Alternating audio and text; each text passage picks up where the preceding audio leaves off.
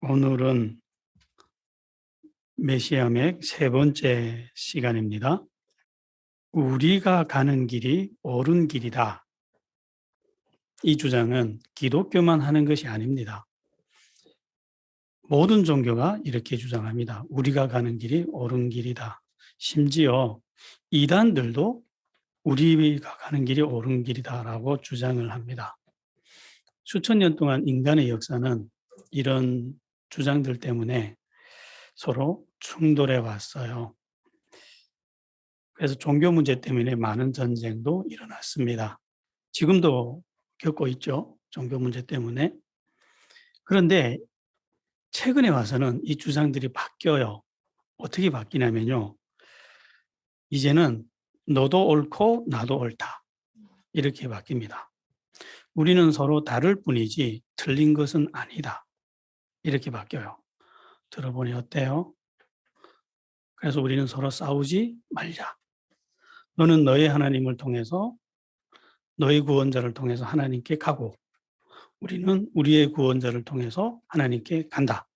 그래서 우리는 더 이상 싸우지 말자. 그래서 평화로 나갑시다. 정말 아름답죠. 이 주장은 최근에 들어와서 전 세계적으로 굉장히 긍정적인 호응을 얻고 있고 힘을 얻어가고 있습니다. 그래서 전 세계 종교는 이 구호를 가지고 서로 하나로 뭉쳐가고 있습니다. 그것이 평화로 가는 길이라고 믿고 있습니다. 진리와 상관없이 우리끼리 싸우지 말고 편하게 살자는 거죠. 물론 타 종교들에서는 하나님을 믿는 목적이 내 잘 먹고 내 잘 되기 위해서 하나님을 믿기 때문에 그들의 궁극적인 목적과 이 목적은 정확히 들어맞아요. 그러나 우리는 기독교인들은 아니에요. 기독교인들은 내 잘 먹고 내 잘 살려고 하나님 믿는 것이 아닙니다. 우리는 이것이 진리이고 옳은 길이기 때문에 영원한 생명을 주는 길이기 때문에 따라갈 뿐이에요. 그래서 기독교는 오늘날도 여전히 우리가 옳은 길이다 이 주장을 넘어서 우리만이 옳은 길이다라고 주장을 합니다. 이 주장은 오늘날 기독교 안에서도 밖에서도 많은 공격을 받고 있어요. 이제는 시대에 뒤떨어졌다는 거예요. 그래서 이제는 예수만이 길이고 예수만이 진리라는 사실을 감정적으로 주장을 한다면 사람들은 더 이상 듣지 않아요. 시대에 맞지 않기 때문에. 지금 시대에 맞지 않는다는 거예요. 진리는 어느 시대에만 맞고 어느 시대에는 틀린다면 그건 진리가 아니겠죠. 진리는 모든 시대를 관통하는 영원 불변한 진리여야 합니다. 이제는 우리가 예수만이 길이라는 걸 감정적으로 주장을 한다면 사람들은 듣지 않고 구원의 길을 찾아 방황하는 사람들은 에게는 설득력이 없어요. 우리는 이제는 왜 예수만이 진짜 길인지를 객관적인 증거 자료를 내놓아야 합니다. 이것이 진짜 싸움이에요. 만약 이것이 유일한 길이고 이것만이 옳은 길이라는 것을 객관적인 증거를 찾지 못하고 꺼내놓지 못한다면 이 주장은 우리 안에서도 힘이 없어요. 옳기를 바라는 주장일 뿐이에요. 우리 내면에서도 어떤 우리는 의심과 갈등에 시달려야 하냐면 정말 예수가 유일한 길이 맞을까? 만약 틀린다면 그때는 이 황망한 상황을 내가 어떻게 수습하지? 만약 우리가 틀리고 저들이 옳다면 이거는 정말 인생의 최악의 재앙이죠. 정말 이단들이 주장하는 길이 옳을 수도 있지 않을까? 이래서 이단들에게 기웃거리다 거기 빠져버린 사람들도 꽤 있어요. 혹시 전혀 다른 길이 있는데 나만 모르는 거 아닐까? 우리가 이 짧은 인생에 모든 종교를 다 수색하듯이 다 배울 수는 없잖아요. 이 무수한 질문들 앞에서 우리는 이제 결론을 내려야 됩니다. 그리고 진짜 구원의 길을 알고자 하는 사람들에게 우리는 확신 있게 내밀 수 있어야 돼요. 이것만이 길이라고. 더 이상 기웃거리지 않고 흔들리지 않고 하나님이 우리에게 주신 길을 온전히 갈 수 있는 힘을 우리는 갖추어야 돼요. 왜? 지금은 미혹의 시대이기 때문에 그래요. 그것을 어떤 방법으로 얻을 수 있느냐는 거예요. 하나님이 수천 년의 역사 동안 구약 시기 인간의 시대마다 시기마다 선지자들을 통해서 내가 언젠가는 메시아를 보내줄 것이다 하고 약속을 했고 그 메시아의 그림자를 조금씩 꾸준히 우리에게 보내왔다는 거예요. 그 그림자들을 우리가 만난 예수님하고 정밀하게 비교를 해보자는 거예요. 정말 우리가 알고 있는 예수가 하나님이 수천 년 동안 우리에게 계시해 주신 그림자하고 정말 딱 맞다면, 일치한다면 우리는 더 이상 의심 없이 받아들일 수 있어요. 더 이상 흔들릴 이유를 찾지 못할 거예요. 그리고 우리는 예수님의 증인들이 될 거예요. 그렇게 찾자는 겁니다. 그것이 우리가 메시아 맥을 배우는 이유예요. 오늘은 실장을 나갈게요. 율법에 나타난 메시아입니다. 창세기부터 신명기 안에는 하나님이 인간에게 주신 율법이 기록이 되어 있습니다. 그래서 이 5권의 책을 율법서라고도 해요. 유대인들은 토라라고 부릅니다. 토라란 말은 율법서라는 말이에요. 이 5권의 책 안에 기록된 율법은 지금으로부터 3,500년 전에 하나님이 자기 백성을 애굽에서 해방시키고 구원해내셔서 시내산이라는 곳에 데려가서 거기 직접 나타나십니다. 하나님이. 그들에게 자신의 영광을 다 보여주고 자신의 육성을 다 들려주면서 직접 그 하나님의 백성들에게 하늘에서 땅에 내려보낸 율법들이에요. 인간이 이 땅을 살려면 갖추어야 될 윤리와 삶의 기준들입니다. 이 율법은 660개의 조항으로 이루어져 있습니다. 너무 많죠. 이거 어떻게 다 지켜? 지금 우리가 살아가는 시대에 법이 몇 개 있는지 아세요? 수만 개의 법이 우리를 둘러싸고 있어요. 거기에 비해서 600개가 많은가요? 아니요, 이건 자유예요. 무한한 자유를 우리에게 주신 거예요. 이것마저도 없다면 그 무질서한 아무 질서 없는 세상이 돼버리겠죠. 이 율법은 우리는 배웠어요. 오후마다 하나님의 이 율법들을 배웠어요. 정말 선한 법들이었어요. 하나님을 만났다면 그리고 이 땅에서 인간으로 살아간다면 당연히 지켜야 될 법들이었어요. 응당히 지켜야 될 법들이에요. 우리가 그럼 간단하게만 볼까요? 이 율법을 660개의 율법 조항을 이렇게 쫙 압축해 놓은 것이 오늘 우리가 본 10계명이에요. 이 10계명만 보면 이 율법이 정신이 어떠하다는 걸 쉽게 알 수 있어요. 한번 간단하게 볼까요? 얼마나 선하고 얼마나 당연한 법들인지. 이렇게 하나님은 10가지 계명들을 주셨어요. 다른 신을 섬기지 마라. 왜? 나 외에 다른 신은 없기 때문에. 우상을 섬기지 마라. 내 하나님의 이름을 모욕하지 마라. 부모를 공경하라. 살인하지 마라. 간음하지 마라. 도둑질하지 마라. 이웃에게 거짓 증거하지 마라. 이웃의 집을 탐내지 마라. 듣고 보니 너무한가요? 너무나도 지당한 법들이 아닌가요? 이것을 지키라는 거예요. 이 계명들이 당시 3,500년 전 고대인들의 삶에 적용한 것이 660개의 율법들로 나타난 거예요. 그러나 인간은 이 당연하고 선한 법들을 지킬 수 없었어요. 왜 못 지키냐? 인간이 모르는 진리가 하나 있습니다. 그게 뭐냐면 인간은 죄를 지어서 죄인이 되는 것이 아니라 죄인으로 태어났기 때문에 죄를 지을 수밖에 없다는 거예요. 그래서 인간이 이 법을 지키려고 애를 쓰면 몇 개는 지킬 수 있을 거예요. 그러나 완벽히 모든 율법을 다 지킬 수는 없다는 거예요. 언젠가는 몇 가지를 못 지킬 거예요. 그러면 율법은 우리에게 사정없이 사형 선고를 내립니다. 하나님은 죄를 용납하는 분이 아니기 때문에 그래요. 분명히 알아야 됩니다. 인간은 이 율법이 불가능한 법이기 때문에 못 지키는 것이 아니라 죄인으로 태어났기 때문에 완벽하게 지킬 수는 없다는 거예요. 그러면 이 율법 앞에서 살 수 있는 인간은 있을까요? 없어요. 그러면 하나님은 인간이 지킬 수 없는 이 법들을 왜 주셨을까요? 모든 인간을 이 율법으로 죽이려고 주셨을까요? 아니요. 인간을 진정으로 살리고 행복하게 해주려고 이 율법을 주셨어요. 한번 볼까요? 율법이 오기 전에 인간들은 서로 자기 소견에 옳은 대로만 살았어요. 그냥 자기 생각대로만 살았기 때문에 인간 세상은 너무너무 괴로웠어요. 그래서 정말 공명지당한 법이 어디 있는지를 찾고 찾았던 역사가 인간의 역사입니다. 그런데 이 율법이 오고 나서 이 율법대로 살아봤더니 인간들이 너무 존엄 있고 행복하고 너도 행복하고 나도 행복한 거예요.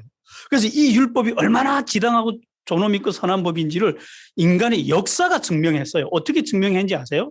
레위기에 기록된 이 모든 율법들이 영국에서 제일 먼저 국가 헌법이 됐습니다. 이스라엘에서 제일 먼저 헌법이 됐다 이스라엘 사람들은 지키지도 않았어요. 그러다 영국이라는 나라가 국가 헌법으로 만들고 그리고 전 세계가 헌법을 만들 때 영국 헌법을 가져다가 기초로 삼았어요. 그래서 이 성경에 기록된 이 법들이 전 세계 헌법의 기본이 돼버렸어요. 왜 그랬는지 아세요? 이 법보다 더 좋은 법을 인류 수천 년 역사에서 발견한 적이 없거든요. 우리도 지금 이 법의 기초 속에서 살아가고 있어요. 배웠더니 우리 법하고 비슷한 것들이 너무 많지 않던가요? 왜? 그것이 당연하니까. 그렇게 사니까 너무 행복했단 말이에요. 그런데 이걸 못 지켜요. 그럼 못 지키면 하나님 앞에서는 죽어야 됩니다. 그럼 어떻게 해요? 인간 세상이라면 감옥에 몇 달 갔다 오면 되지만 하나님은 그러지 않아요. 죄를 용납하지 않기 때문에. 그럼 이 율법 때문에 우리는, 이 선하신 율법 때문에 우리는 다 죽어야 됩니다. 그래서 하나님은 안전장치를 하나 또 만들어 놓았어요. 인간의 법에는 이게 없어요. 오직 성경에만 이 안전장치가 있어요. 그게 뭔지 아세요? 바로 제사입니다. 내가 죄를 지으면 내가 죽어야 되는데 나는 못 죽겠고 그러면 네가 동물을 갖고 나오라는 거예요. 너 대신 죽을 살아있는 동물을 하나 갖고 나오라는 거예요. 그래서 그 동물을 가지고 하나님의 집 성소로 나옵니다. 그러면 그 앞에서 제사장 앞에서 내가 이 동물에게 내 죄를 안수해요. 내 죄를 전가시켜버려요. 그러면 그 순간부터 이 동물은 동물이 아닙니다. 뭐죠? 제물이 됩니다. 죄를 전가받은 동물, 그것이 제물이에요. 그 제물을 제사장이 가지고 들어가서 가죽을 바르고 사지를 자르고 내장을 다 꺼내고 그리고 불에 태워 버립니다. 내가 당해야 될 끔찍한 형벌을 지금 누가 당하죠? 이 제물이 당하는 거예요. 그리고 나는 하나님 앞에서 용서됩니다. 내 죄는 용서받고 나는 그 결과 삽니다. 이게 제사예요. 결국 이 율법 앞에 선 모든 인간은 누구를 만날 수밖에 없냐면 이 제물을 만날 수밖에 없어요. 그런데 이분이 바로 이 제물이 바로 누구라고요? 예수님이에요. 이걸 누가 제일 먼저 역사적으로 깨달은지 아세요? 그 유명한 율법의 전문가 사도 바울이었어요. 그가 예수님을 만나고 나서 이것이 깨달아지고 나서 갈라디아서 3장 23절에서 이렇게 기록해요. 제가 읽어드릴게요.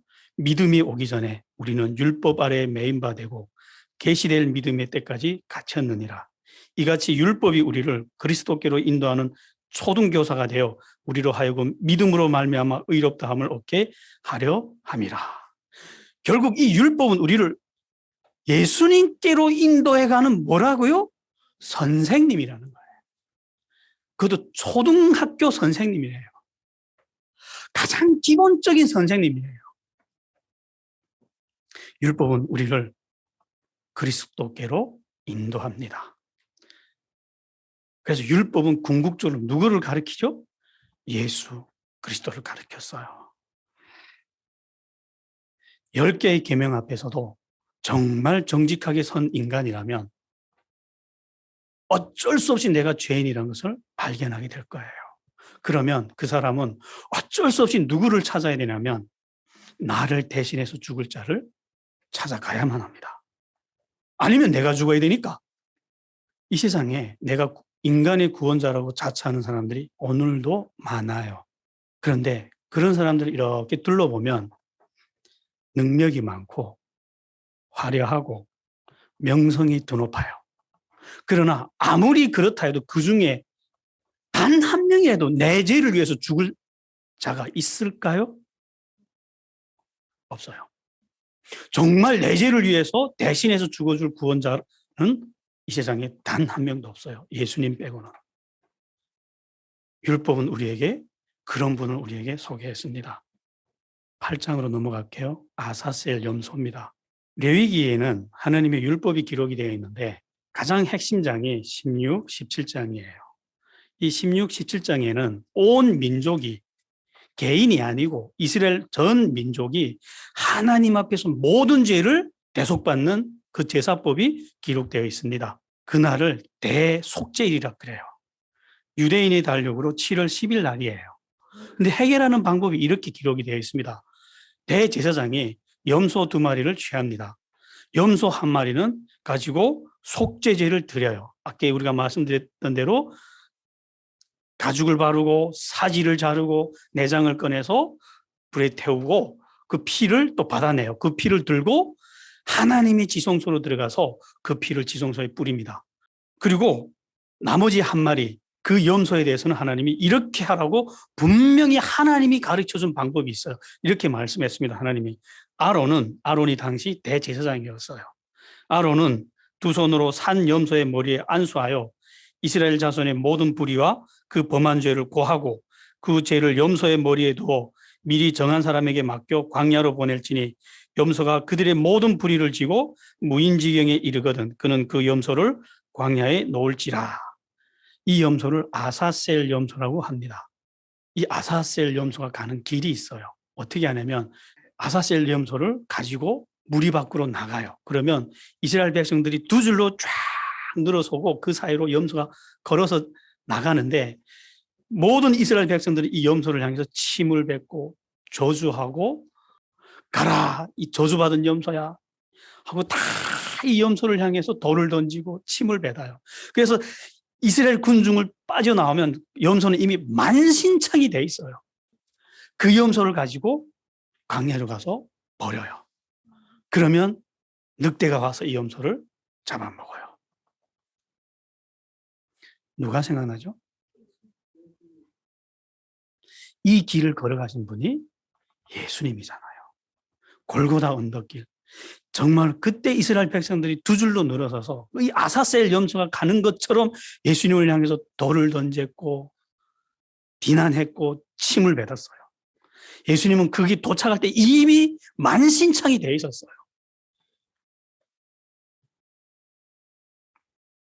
아직도 다른 길을 찾을 거예요? 이런 분이 또 있어요? 이스라엘 백성들과 온 세상에 이게 구원자가 가는 길이라고 하는 분명히 보여주셨습니다. 이런 길을 걸어간 구원자라고 자처하는 자가 또 있습니까? 인간이 하나님 앞에서 죄를 용서받고 하나님께 나아가는 길은 이것밖에 없습니다. 그런데 이 길은 하나님이 만들어 주셨어요. 인간이 만든 길이 아닙니다. 그런데 인간은 이걸 뒤집고 싶어 해요.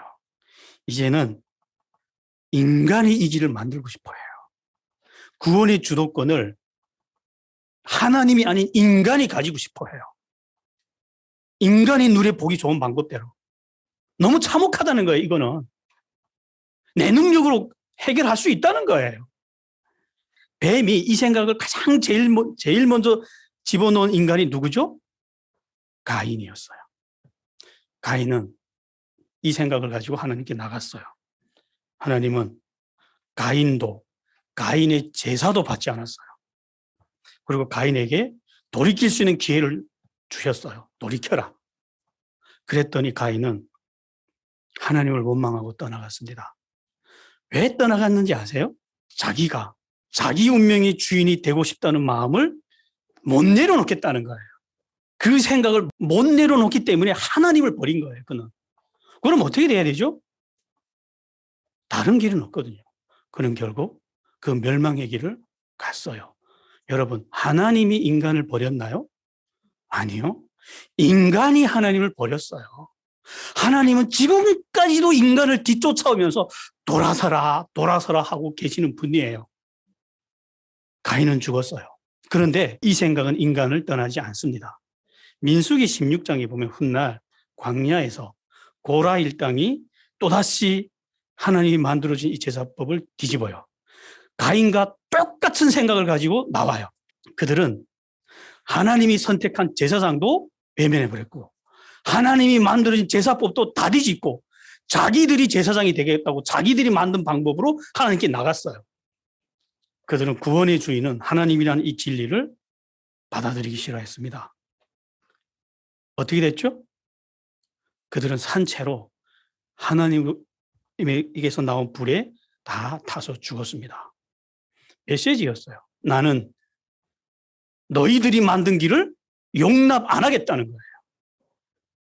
너희들이 어떤 방식으로 어떤 소중한 걸 들고 나와도 나는 그걸 용납 안 하겠다는 거예요. 9장 넘어갈게요.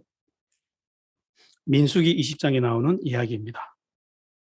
이스라엘 백성들이 40년 동안 광야에서 유리방황하기 시작했습니다. 그들이 하나님의 앞에 범죄했던 결과죠. 그래서 그들은 광야를 정처 없이 떠돌기 시작했습니다. 그러다가 신광야로 들어가 가데스라는 곳에 이르렀어요. 그런데 갑자기 수경을 알리는 나팔 소리가 울립니다. 사람들이 다 당황했어요. 왜냐?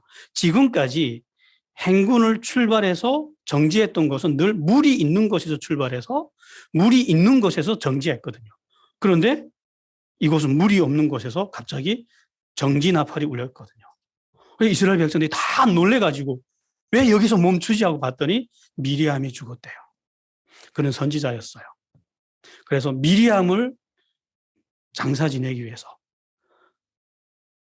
이스라엘 백성이 그곳에서 며칠 수경을 합니다. 그리고 미리암의 장사가 끝났어요. 그러면 이제 빨리 물 있는 곳으로 가야만 해요. 그런데 출발 나팔 소리가 울리지 않아요. 그래서 사람들이 기다리기 시작했어요. 출발할 때면 늘 성막 위에 있던 구름 기둥, 불 기둥이 하늘로 올라갔어요. 그런데 올라가지 않아요. 결국 물이 떨어집니다. 사막에서 물이 떨어졌다는 건 뭘 의미하죠? 죽음을 의미합니다. 이제는 출발해야 돼요. 그런데도 출발 나팔 소리는 울리지 않아요. 사람들이 죽기 시작합니다. 물이 없어서 하늘에서 내려오는 만나도 먹지 못하고 죽기 시작합니다. 그런데도 구름 기둥은 안 올라요. 목이 타들어가니까 사람들이 모세에게 달려와서 이렇게 물어요. 이곳에는 물이 없어. 왜 출발하지 않냐고. 물이 다 떨어졌어 하고 막 하니까 모세와 아론도 속상하니까 하나님도 알고 있다고 조금만 참으라고 하나님 물을 안 주겠냐고 하니까 이 사람들이 아무리 봐도 출발할 눈치가 없으니까 자기들끼리 총회를 소집해요. 그리고 모세와 아론은 호출합니다. 뭐죠? 반역이죠. 그리고 이렇게 요구해요.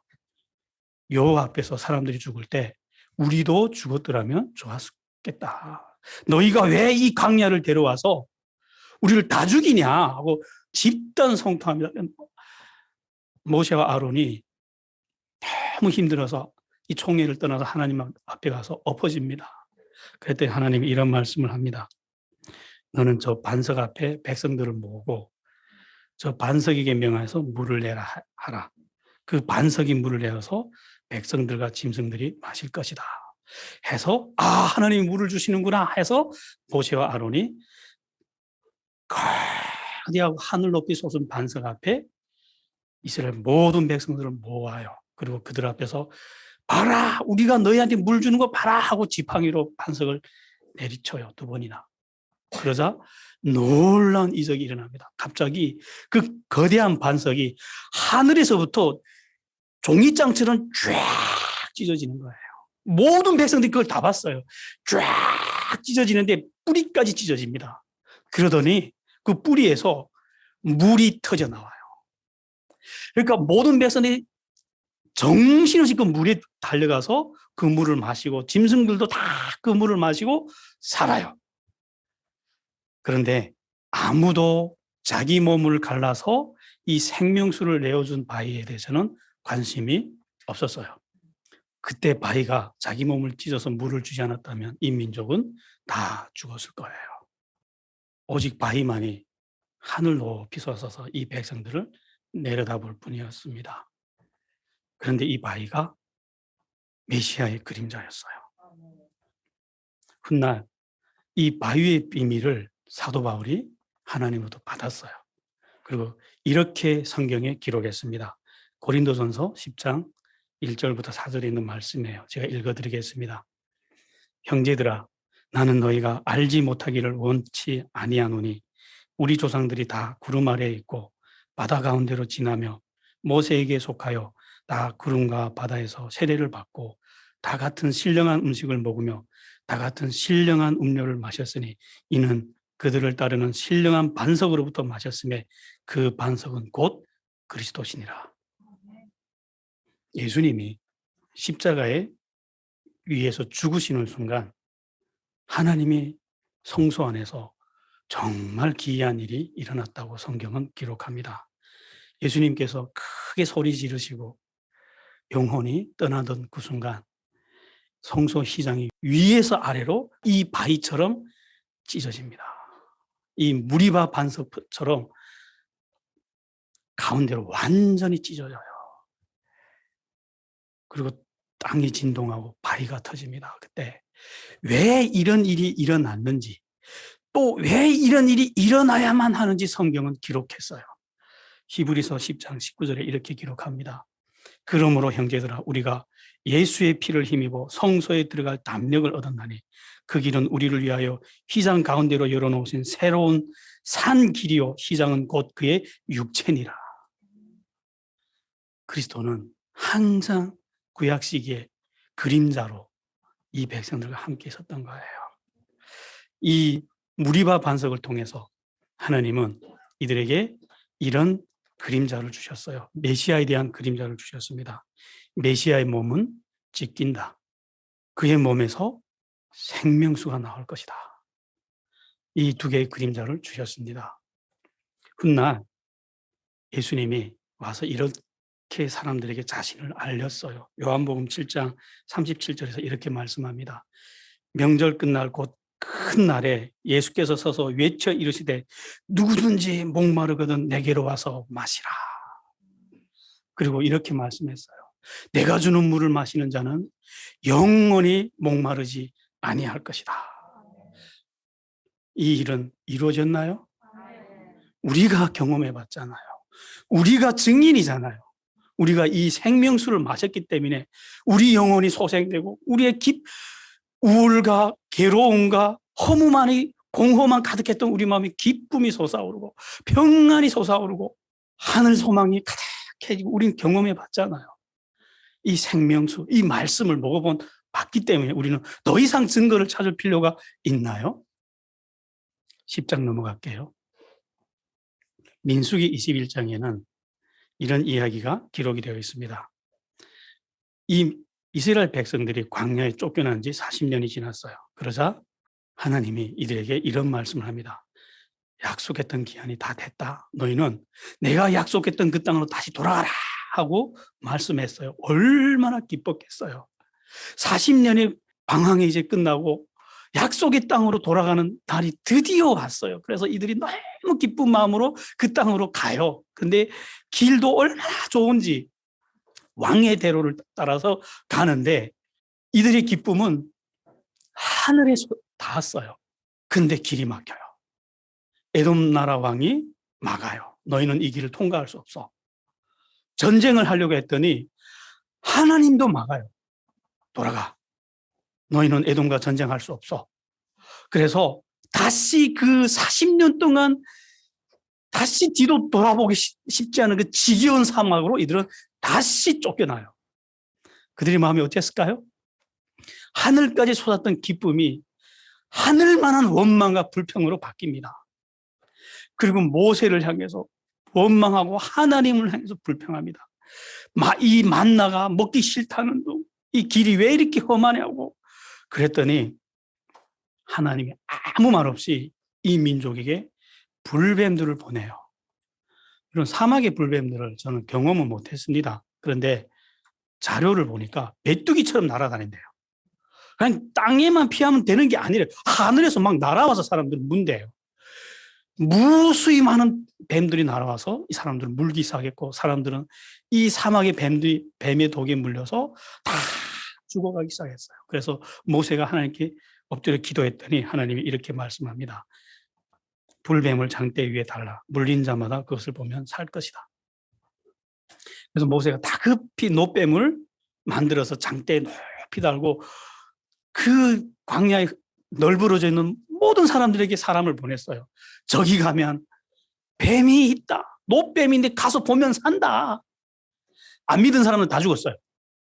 어떻게 뱀에게 물렸는데 노뱀을 보기만 하면 산단 말이냐. 말이 되냐.